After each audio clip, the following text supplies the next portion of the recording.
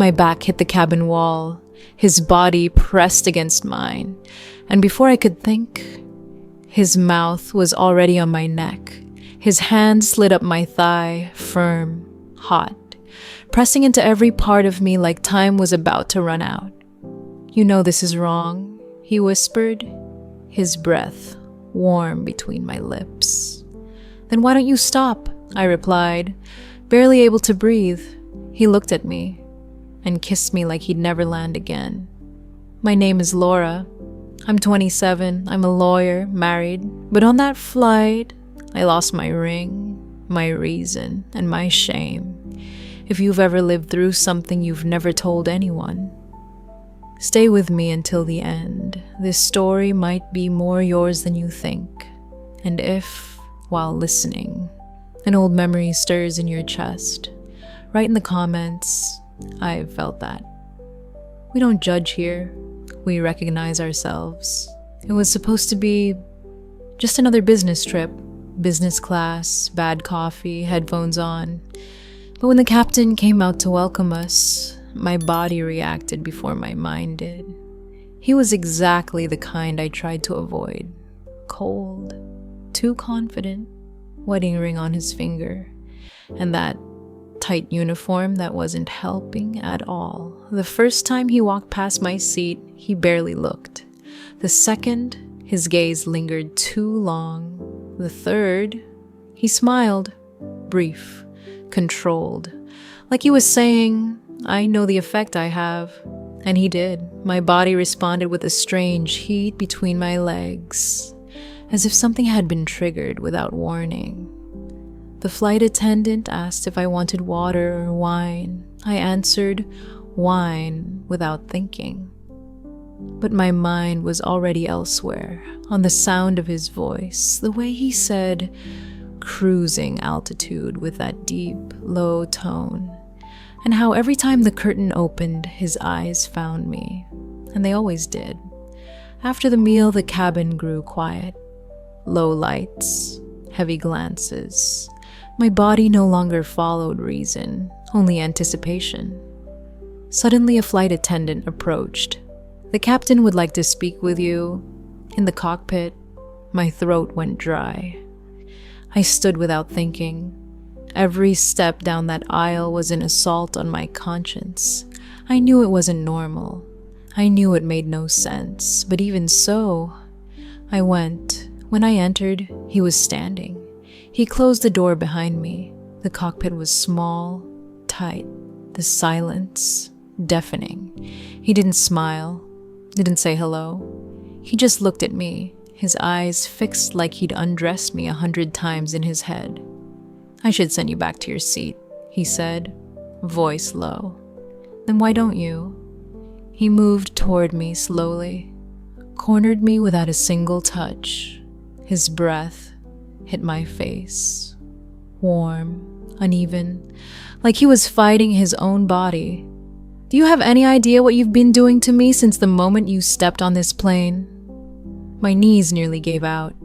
He reached his arm around slowly, placing one hand on the wall behind me. With the other, he touched my waist. It was a simple touch, but my whole body responded like it had been lit from within. "You're trembling," he whispered, "because you want me, and that scares you." I didn't answer, but he knew. His hand slid up the side of my blouse, stopping at the line of my bra. His fingers didn't dare move further, but stayed right there, warm, firm, as if his body was saying, "Stop me now, or don't ask me to stop later." I didn't stop him. I just closed my eyes and let his scent consume me. He leaned in close to my ear. "This is madness, then drive me mad." He turned me around with a firmness that sent shivers all over my body. My chest pressed against the cold panel.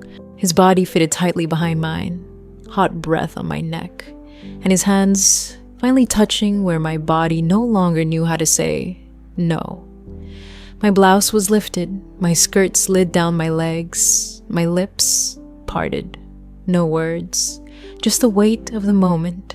His hands moved down slowly with reverence and hunger, stopped over the thin fabric of my lingerie, pressed, felt. He didn't need to see, to know what my body was screaming in silence. "You're burning in my hands," he whispered, voice hoarse. The cabin trembled with a light turbulence, but what truly shook was my self-control. He grabbed my chin, turned me to face him, and kissed me like he knew it might be the last time, with anger, with hunger, with guilt, until, suddenly, someone knocked on the door. A short knock. Director.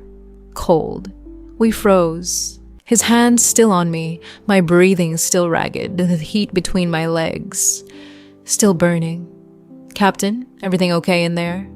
said a woman's voice from the other side. He took a deep breath. "I'll be right out, Natasha. Just checking a system alert." "All right, we're approaching the air block." The shadow of risk fell over us like a cold blade. He slowly stepped back, helped me adjust my blouse. His gaze was the same, wild but now restrained, regretful. "This won't end well," he said. "Then promise me we'll see it through," I replied. He smiled, sadly, and kissed me once more, fast. "Go back to your seat before I lock you in here forever." I returned to my seat like someone walking away from a crime, legs weak, body burning, and his taste still on my lips. The flight attendant looked at me, held the gaze a second longer than she should have. She smiled, but the smile was odd, a little cynical, a little complicit. In that instant, I knew. The next morning, already back home, he messaged me. "You shook everything I thought was solid. The cockpit felt too small for the size of what I felt." I read it, reread it, but didn't reply. My mind was a mess. The ring on my finger felt 3 times heavier. His touch still lingered on my skin, like it had never left. 2 nights later, a coworker whispered quietly, "You were on a flight with Captain Bittencourt, right?" I froze. "He's charming, discreet, but they say he's had issues with passengers before." She smiled, looked me in the eyes, and walked away. My fingers trembled for hours. That night I tried to talk to my husband, tried to act normal, but he sensed the distance. "Are you okay?" I almost cried, but just nodded, because inside, nothing was okay. The trip was over, but the flight between me and the captain hadn't landed yet. He kept sending messages, short, tense. "I want to see you. We need to talk. Are you avoiding me?" And me? I didn't even know if I wanted to run or get completely lost. 3 days later, he showed up. No message, no warning. He just waited outside my office, leaning against his car, wearing sunglasses and a white shirt rolled up to the elbows. He looked calm, but his eyes told a different story. "We need to talk," he said, opening the car door. I got in, not knowing why, or maybe knowing exactly why. We drove somewhere far. He turned off the engine and stayed silent for a few seconds. "What happened on that plane? It wasn't just physical for me." "I know," I replied, without looking at him. "But that doesn't change what it is." He sighed, ran a hand through his hair. "I'm willing to throw everything away, Laura." Those words should have made me tremble, but all I felt was fear. "You're married. I'm married.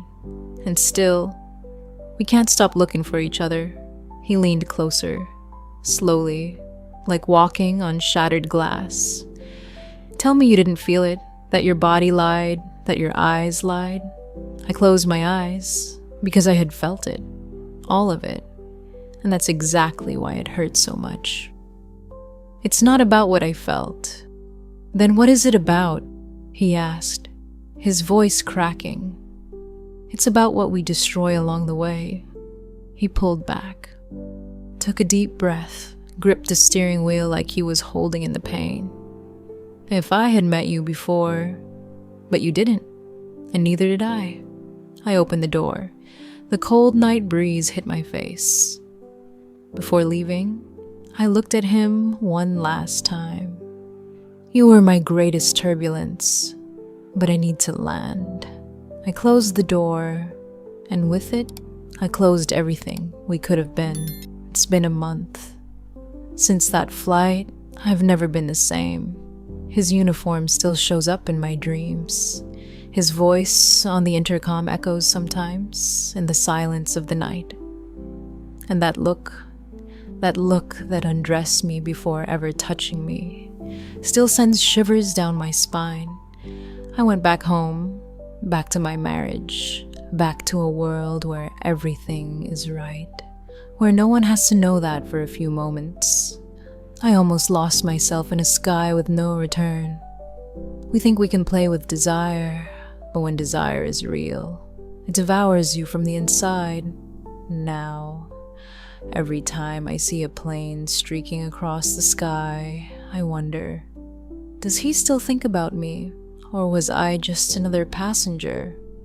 But deep down, I know the answer, because I haven't forgotten either. Some journeys don't end with landing. They continue silently inside us. Maybe you've never kissed a pilot, but what about that coworker who always looked a second too long? Or that stranger who made your body react like you didn't belong to anyone anymore? Everyone's felt the urge to cross the line. Some did. Others still think about it. If you've ever lived something like this, if you lost yourself for someone you shouldn't have, write in the comments, I understand, Laura. You are not alone. And if this story touched you, share it with someone who also carries a secret. Sometimes all we need is to know that someone understands.